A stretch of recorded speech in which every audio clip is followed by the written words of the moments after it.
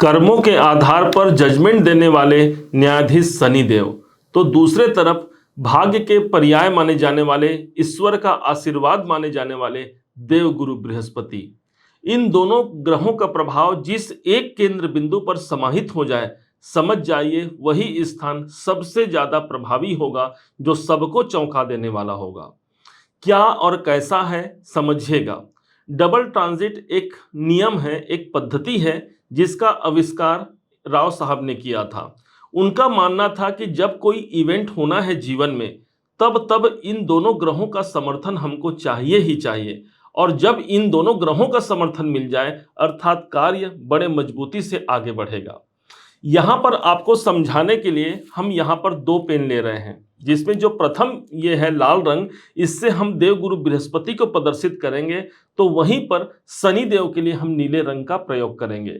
अब जहां पर जिस केंद्र बिंदु पर आपको दोनों रंगों का प्रभाव देखने को मिलेगा, समझ जाइए वही स्थान सबसे ज्यादा प्रभावी हो जाएगा। देखा जाए तो इसका सबसे ज्यादा महत्वपूर्ण प्रभाव 18 अक्टूबर सन 2025 तक रहने वाला है। जानते हैं कि क्या होगा, समझिएगा। वृश्चिक राशि के ठीक अष्टम भाव पर देवगुरु बृहस्पति विराजमान है, इसलिए अष्टम भाव को हमने लाल घेरा कर दिया।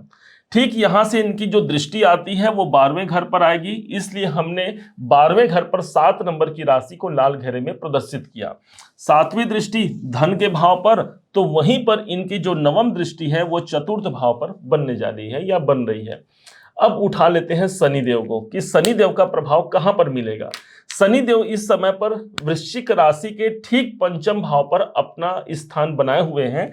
हम पंचम भाव को यहां पर नीले घेरे से घेर लेते हैं। चूंकि शनिदेव इस समय पर वक्री अवस्था पर चल रहे हैं, मतलब उनका प्रभाव एक घर पीछे भी आ गया, इसलिए ये प्रभाव हमको मिल गया, शनि का प्रभाव मिल गया चतुर्थ भाव पर। इनकी दृष्टियां पड़ रही हैं 1 2 3 सप्तम भाव पर 2 नंबर की राशि पर, 7वीं दृष्टि एकादश भाव पर, और इनकी जो 10वीं दृष्टि है वो सीधे धन के भाव पर। अब देखिए कि कौन सा ऐसा भाव है, कौन सा ऐसा घर है जहां पर दोनों ग्रहों की एनर्जी एक संग मिल रही है। आप देख पाएंगे कि वो स्थान दूसरा घर है और चतुर्थ भाव है। अर्थात इन्हीं दोनों स्थान का प्रभाव हमको सबसे ज्यादा मजबूती से पॉजिटिव मिलेगा, क्योंकि एक भाग्य है तो दूसरा हमारा कर्म है। हमने भाग्य का सहायता मिल गया, और साथ में यदि कर्म नहीं किया तो कहां से मिलेगा। तो ठीक इस समय पर कर्मों का सपोर्ट भी हमको मिल गया हमारे भाग्य में, अर्थात जो मेहनत, जो परिश्रम हम लगा रहे हैं, उसका पॉजिटिव परिणाम इन दोनों भावों पर मिलने जा रहा है। अब क्या मिलेगा। दूसरा भाव, द्वितीय भाव, आर्थिक परेशानियों से मुक्ति देते हुए एक नए आर्थिक आयाम को आप जोड़ पाते हैं जीवन में। धन लाभ के लिए एक बेहतर अवसर है, जहां पर हम कोई काम करते हैं और वहां से हमको धन की प्राप्ति अधिकाधिक रूप से हमको प्राप्त होने जा रही है।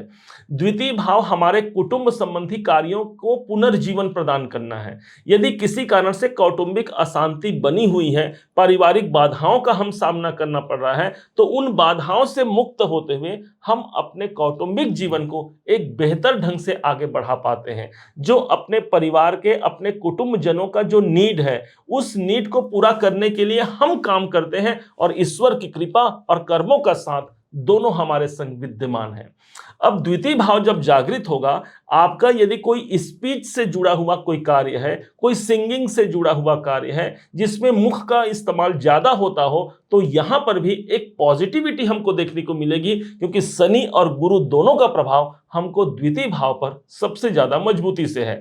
इस समय पर कोई हम सोना चांदी खरीद सकते हैं, या उसका योग बन सकता है द्वितीय भाव की जागृति से। न सिर्फ ये कुछ प्रॉपर्टी बनना है, बल्कि एक ऐसा योग रहेगा जहां पर बैंक इत्यादि में आना जाना हमारा बढ़ता है। हो सकता है कोई नए इन्वेस्टमेंट की प्लानिंग यदि हम कर रहे हैं, तो यहां एक अच्छे प्रभाव को हम देख सकते हैं।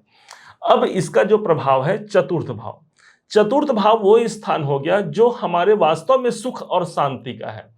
शांति हमको जिस ओर से मिलना है, किसी को ईश्वर की प्राप्ति से मिलना है, किसी को अच्छे पारिवारिक जीवन से मिलना है, या किसी को अपने कर्म क्षेत्र से मिलना है, उन समस्त शांतियों का एक भाव है चतुर्थ भाव, और यहां पर ग्रहों का प्रभाव आ रहा है। इसलिए एक बेहतर प्रयास के माध्यम से, एक बेहतर उन्नति के माध्यम को हम इस टाइम पर देख पाते हैं।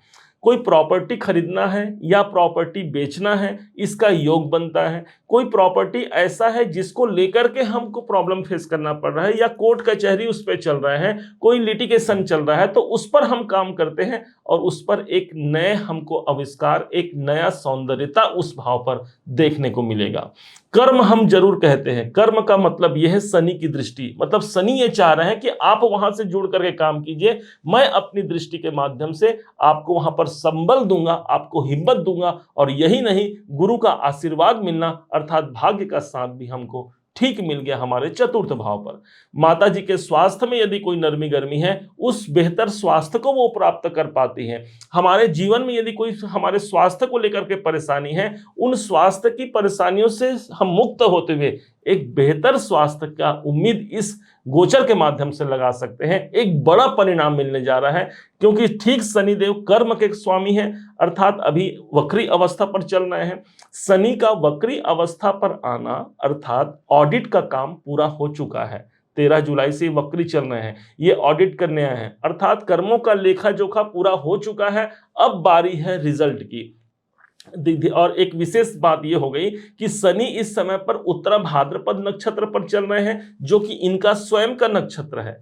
तो वहीं पर देवगुरु बृहस्पति पुनर्वसु नक्षत्र पर 13 अगस्त से आ गए हैं, जो उनका स्वयं का नक्षत्र है। अर्थात दोनों ग्रहों के पास मजबूती ज्यादा कायम है। जहां पर इनकी एनर्जी आएगी, वो घर एक्टिवेट होकर के एक बड़े परिणाम से हमको जोड़ने जा रहा है, हमको एक नए प्रगति के मार्ग पर ले जाने जा रहा है। उम्मीद है आप सबने इसे समझा, आप सबने इसे जाना है। यदि आपने इसे समझा है, जाना है, मेरे समझाने का प्रयास यदि आपको सार्थक लगा हो, मेरे समझाने का तरीका यदि आपको सार्थक लगा हो, तो हर बार की भांति इस बार भी अपना प्यार भरा लाइक और कमेंट करना कभी मत भूलिएगा। और हाँ, यदि अभी तक आपने चैनल को सब्सक्राइब नहीं किया है, सब्सक्राइब जरूर कीजिएगा। पुनः एक बार फिर आप सभी का दिवस बहुत मंगलमय हो, इन्हीं शुभकामनाओं के साथ। जय श्री राम।